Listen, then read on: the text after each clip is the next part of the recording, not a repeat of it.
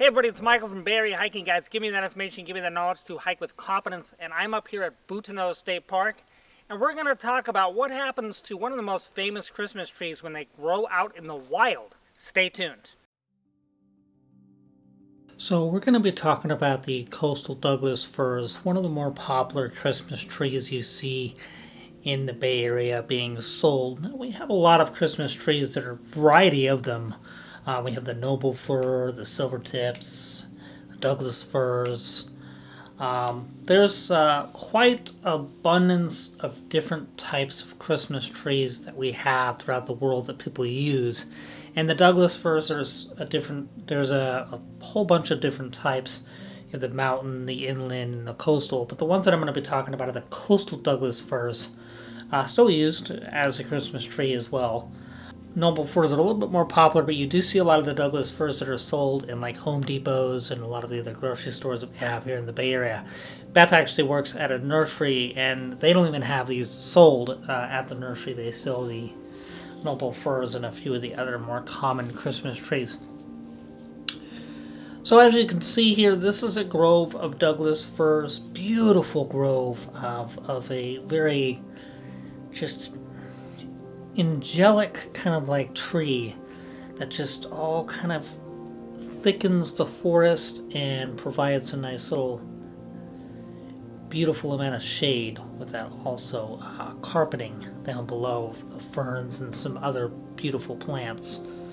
So we're going to get into this, and we're going to talk more about the coastal Douglas firs and what really is going on behind the concept of looking at a Christmas tree in that way. So be in mind, do not go about planting a Douglas fir or any Christmas tree for that matter in anywhere of the state parks or anything like that. You have to understand that nature has a very unique way of doing things. It develops everything from a perspective of its rules and law system. Everything is put in certain play and certain positions to utilize its resources and what that either plant, animal, grass, or anything has to offer, so it can live and thrive abundantly in that particular environment, all within a purpose. So everything has a law system in nature. So if you put in a Christmas tree and you plant one,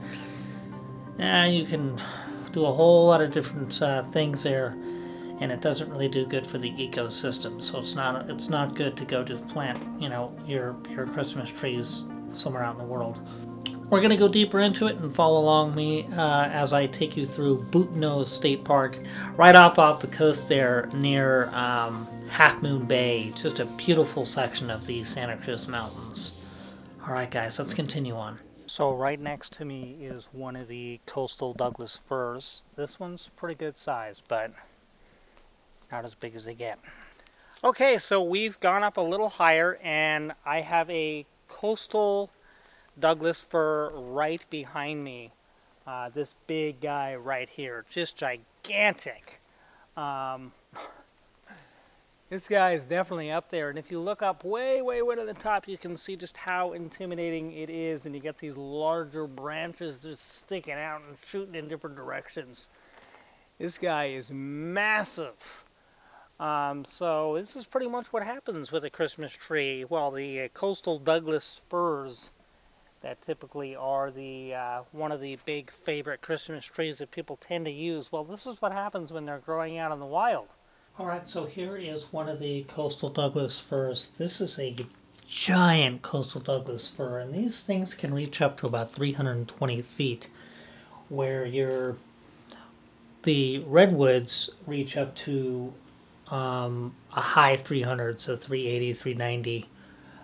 So they're pretty close, and the world's tallest trees, the coastal Douglas fir is third, but it's right up there. It's only like a half a foot lower than the second place tallest tree. So that's pretty remarkable. I was just stunned when you see these things because they're so giant in size and massive up above. It's large branches on them, so the sound it would make if it was to fall down.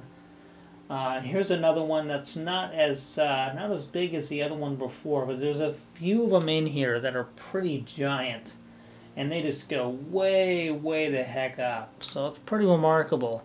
Now, I know a lot of people, when they think of redwoods, they think, okay, they're the tallest tree, but they're not the oldest at any way, shape, or form. But as we push through here, just absolutely really, really beautiful. Some stunning, stunning trees. This forest just goes and goes and goes. And the spacing between them is pretty small spacing. It's anywhere from 5 to 10 feet or less in places.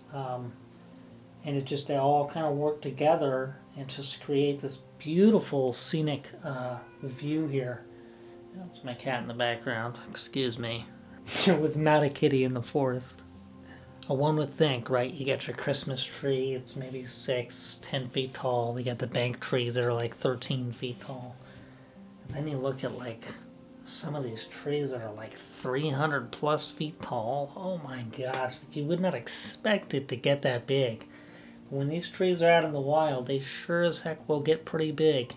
But they have enough nutrients and everything that they need. It definitely, they can get pretty giant. Yeah, just beautiful. So I hope you guys really enjoyed this, and I'm going to just talk a little bit more about the energy of nature in this next section of the video.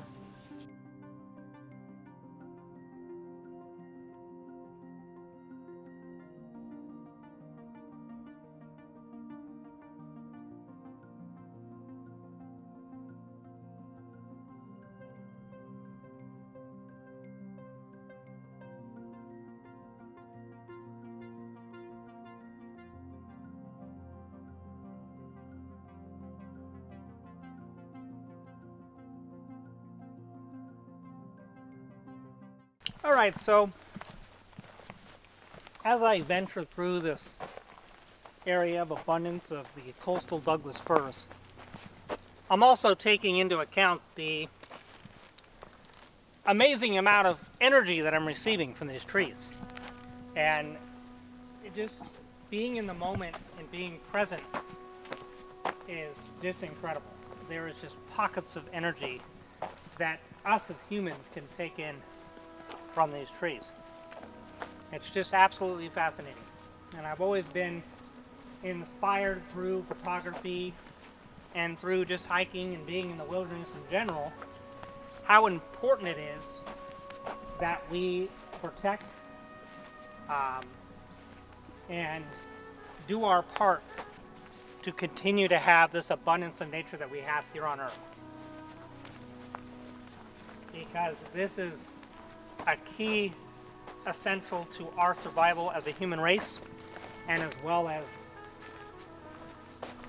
giving us the energy to help with us mentally. So a lot of doctors nowadays are saying that people should go out and explore in nature because it's extremely powerful and it can really cleanse you of all that stress that you may be going through.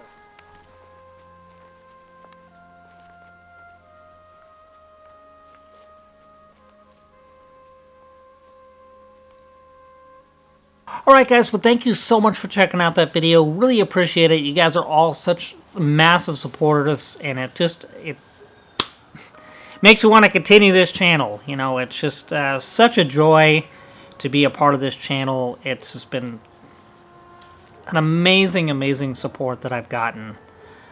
Really, really appreciate it. So thank you all for your support and the comments and everything that we've received.